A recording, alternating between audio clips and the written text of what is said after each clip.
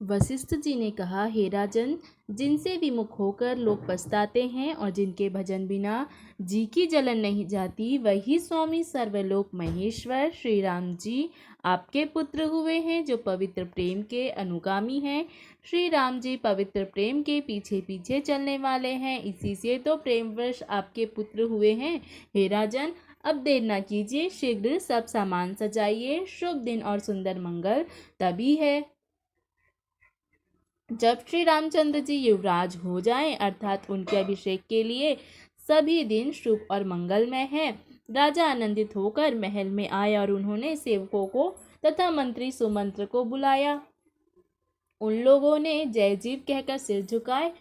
तब राजा ने सुंदर मंगलमय वचन श्री रामचंद्र जी को युवराज पद देने का प्रस्ताव सुनाया और कहा, यदि पंचों को अर्थात अब सबको यह विचार अच्छा लगे तो हृदय में हर्षित होकर आप लोग श्री रामचंद्र का राजतिलक कीजिए। इस प्रिय वाणी को सुनते ही मंत्री ऐसे आनंदित हुए जैसे उनके मनोरथ रूपी पौधे पर पानी पड़ गया हो। मंत्री हाथ जोड़कर प्रार्थना करते हैं कि हे जगतपति, आप करोड़ों वर्ष जिए।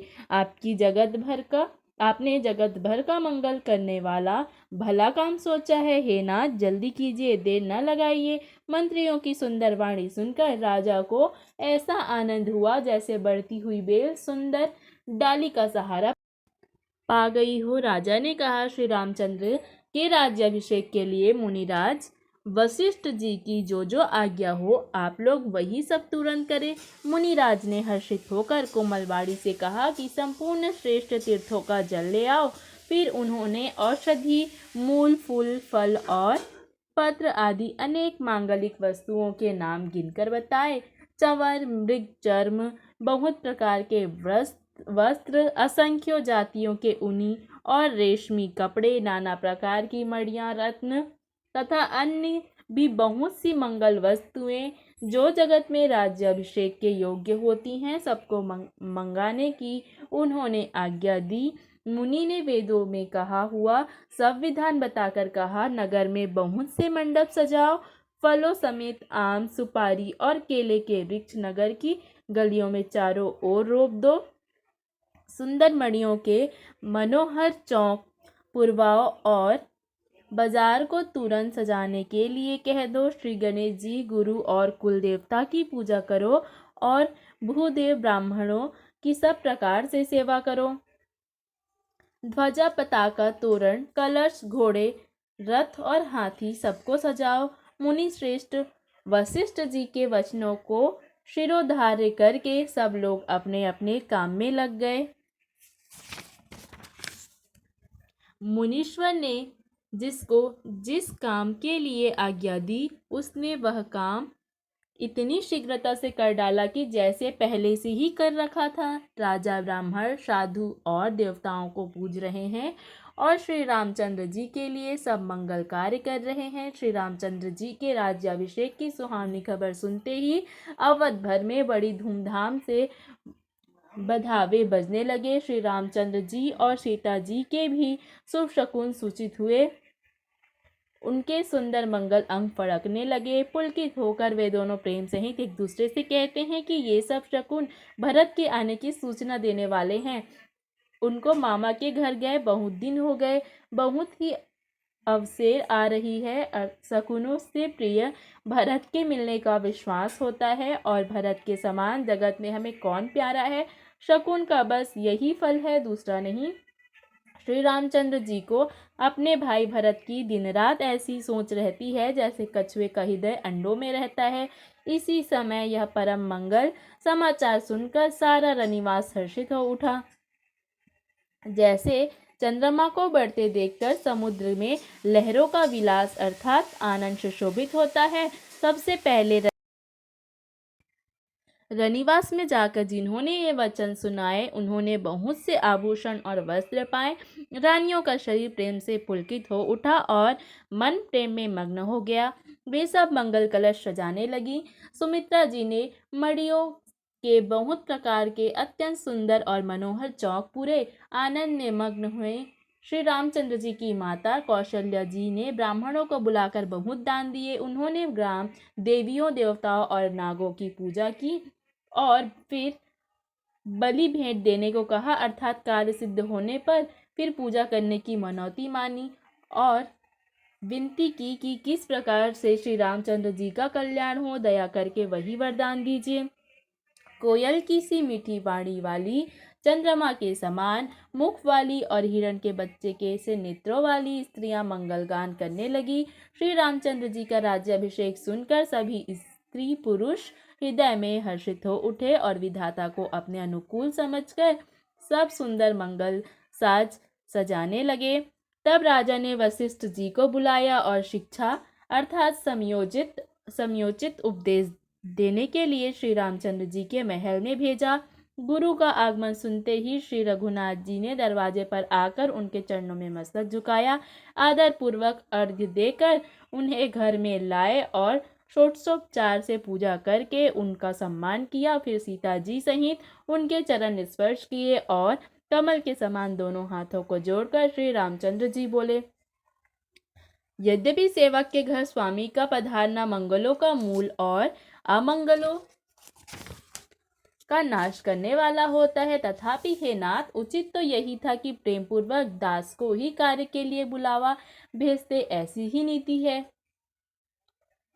परंतु प्रभु, आपने प्रभुता छोड़कर स्वयं यहाँ पधार कर जो प्यार किया, इससे आज यह घर पवित्र हो गया। हे गोसाई, अब जो आज्ञा हो मैं वही करूं। स्वामी की सेवा में ही सेवक का लाभ है। प्रेम में सने हुए वचनों को सुनकर मुनि वशिष्ठ जी ने श्री रघुनाथ जी की प्रशंसा करते हुए कहा कि हे राम, भला आप ऐसा क्यों न कहें। आप सूर्यवंश के भूषण जो हैं, श्री रामचंद्र जी के गुणशील और स्वभाव की व्याख्या कर मुनिराज प्रेम से पुलकित होकर बोले, हे रामचंद्र जी, राजा दशरथ जी ने राज्याभिषेक की तैयारी की है। वे आपको युवराज पद देना चाहते हैं।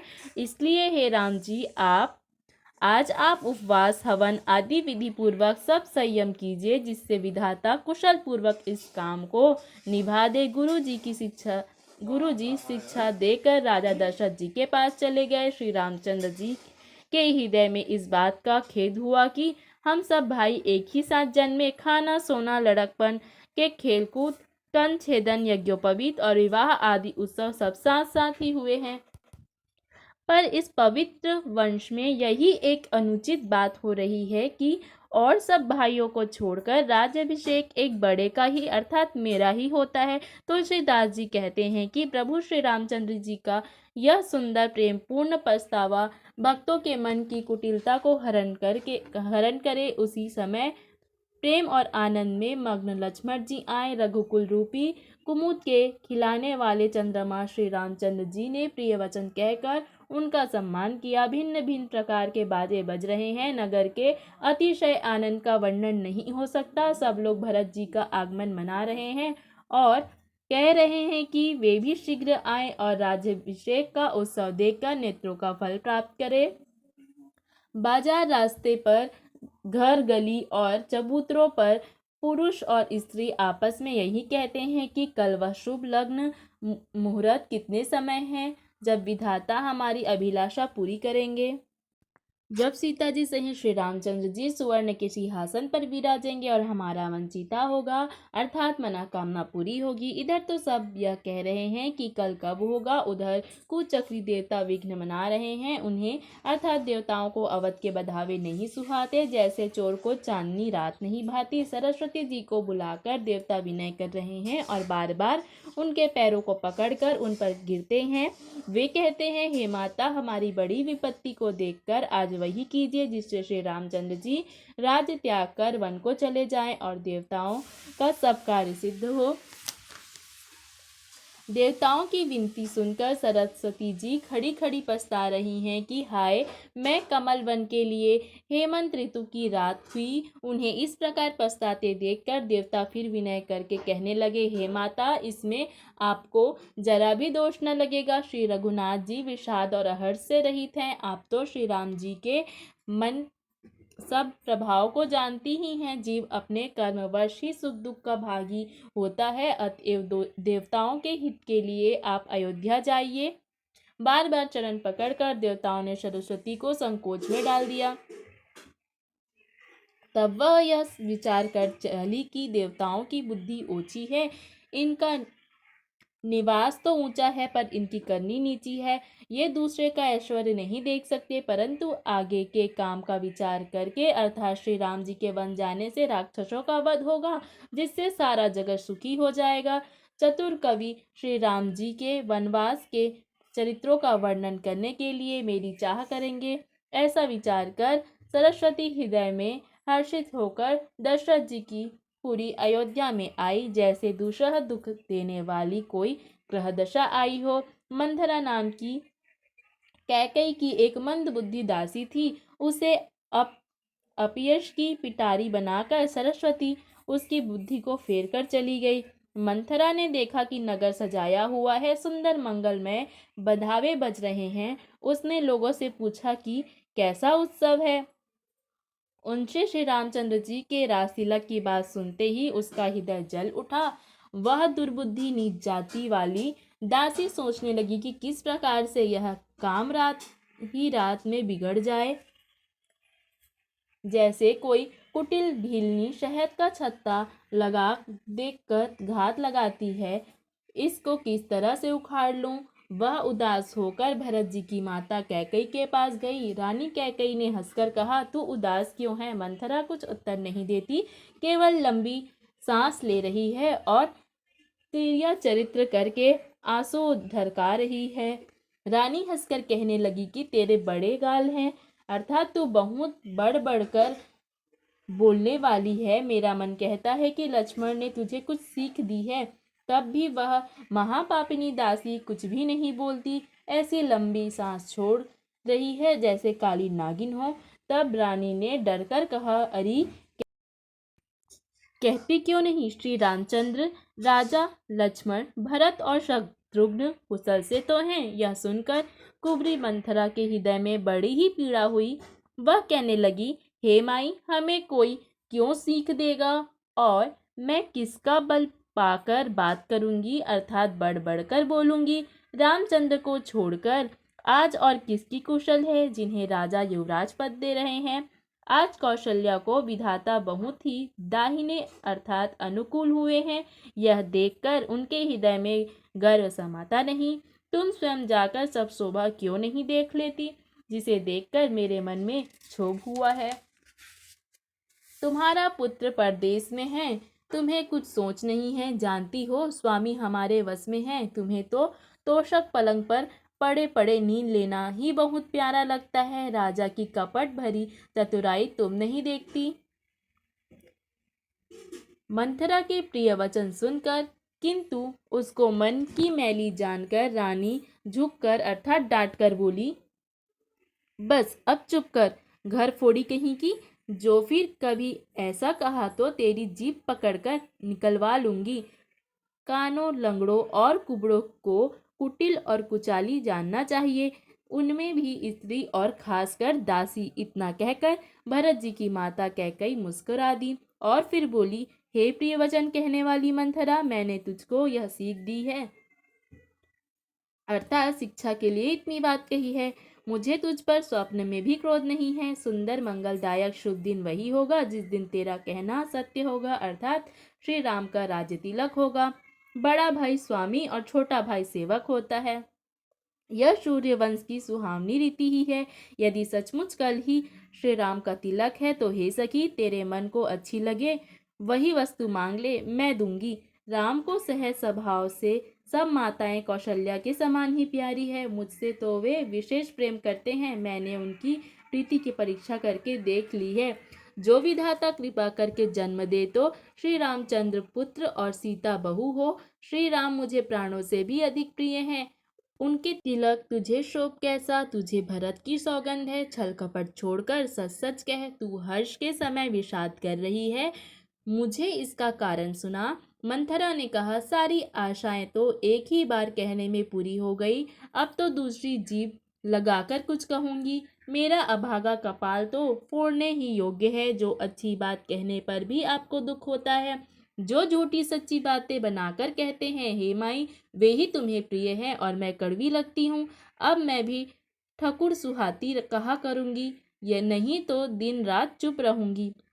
विधाता ने कुरूप कर मुझे परवश कर दिया, अर्थात दूसरे का क्या दोष। जो बोया सो काटती हूँ, दिन सो पाती हूँ, दिया सो पाती हूँ। कोई भी राजा हो, हमारी क्या हानि है। दासी छोड़कर क्या अब मैं रानी होंगी, अर्थात रानी तो होने से रही। हमारा स्वभाव तो जलाने ही योग्य है, क्योंकि तुम्हारा अहित मुझसे देखा नहीं जाता, इसलिए कुछ बात चलाई थी। किंतु हे देवी, हमारी बड़ी भूल हुई, क्षमा करो। आधार रहित अर्थात अस्थिर बुद्धि की स्त्री और देवताओं की माया के वश में होने के कारण रहस्य युक्त कपट भरे प्रिय वचनों को सुनकर रानी के कई बैरिन मंथरा को अपनी सुहृद अर्थात अहेतुक हित करने वाली जानकर उसका विश्वास कर लिया। बार बार रानी उससे आदर से पूछ रही है, जैसे भिल्ली के गान से हिरनी मोहित हो गई हो। जैसी भावी अर्थात होनहार है, वैसी ही बुद्धि भी फिर गई। दासी अपना दाव लगाकर जानकर हर्षित हुई।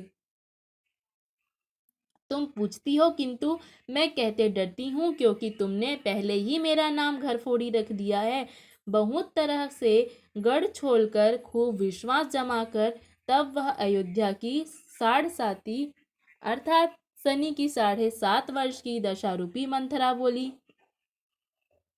हे रानी, तुमने जो कहा कि मुझे सीता राम प्रिय है और राम को तुम प्रिय हो, सो यह बात सच्ची है, परंतु यह बात पहले थी। वे दिन अब बीत गए। समय फिर जाने पर मित्र भी शत्रु हो जाते हैं। सूर्य कमल के कुल का पालन करने वाला है, पर बिना जल के वही सूर्य उनको अर्थात कमलों को जलाकर भस्म कर देता है। सौत कौशल्या तुम्हारी जड़ उखाड़ना चाहती है, अतः उपाय रूपी श्रेष्ठ बाण घेरा लगाकर उसे रूध दो, अर्थात सुरक्षित कर दो। तुमको अपने सुहाग के बल पर कुछ भी सोच नहीं है। राजा को अपने वश में करना जानती हो, किंतु राजा मन के मैले व मुंह के मीठे हैं और आपका सीधा स्वभाव है। राम की माता कौशल्या बड़ी चतुर है और गंभीर स्वभाव की है, अर्थात उसके था कोई नहीं पाता। उसने मौका पाकर अपनी बात बना ली। राजा ने जो भरत को ननिहाल भेज दिया, उसमें आप बस राम की माता की ही सलाह समझिए। कौशल्य समझती है कि और सब सौते तो मेरी अच्छी तरह सेवा करती हैं। एक भरत की माँ पति के बल पर रहती है। कौशल्या को तुम बहुत ही साल अर्थात खटक रही हो, किंतु वह कपट करने में चतुर है, अतः उसके हृदय का भाव जानने में नहीं आता। राजा का तुम पर विशेष प्रेम है। कौशल्या सौत के स्वभाव से उसे देख नहीं सकती, इसलिए उसने जाल रचकर राजा को अपने वश में करके भरत की अनुपस्थिति में राम के राज तिलक के लिए लग्न निश्चय करा लिया। राम को तिलक हो जब कुल रघुकुल के उचित ही है, और यह बात सभी को सुहाती है और मुझे तो बहुत ही अच्छी लगती है, परंतु मुझे तो आगे की बात का विचार कर डर लगता है। दैव उलटकर इसका फल उसी अर्थात कौशल्या को दे। इस तरह करोड़ों कुटिलपन की बातें गढ़ छोड़कर मंथरा ने कैकई को उल्टा सीधा समझा दिया और सैकड़ों सौतों की कहानियां इस प्रकार बना बना कर कही, जिस प्रकार विरोध बढ़े। होनहार वश कैकई के मन में विश्वास हो गया। रानी फिर सौगंध दिलाकर पूछने लगी। मंथरा बोली, क्या पूछती हो? अरे तुमने अब भी नहीं समझा? अपने भले बुरे को अथवा मित्र शत्रु को तो पशु भी पहचान लेते हैं। पूरा पखवाड़ा बीत गया, सामान सस्ते, और तुमने खबर पाई है आज मुझसे? मैं तुम्हारे राज में खाती पहनती हूँ, इसलिए सच कहने में मुझे कोई दोष नहीं है। यदि मैं कुछ बनाकर झूठ कहती होंगी तो विधाता मुझे दंड देगा। यदि कल राम को राज तिलक हो गया तो तुम्हारे लिए विधाता ने विपत्ति का बीज बो दिया।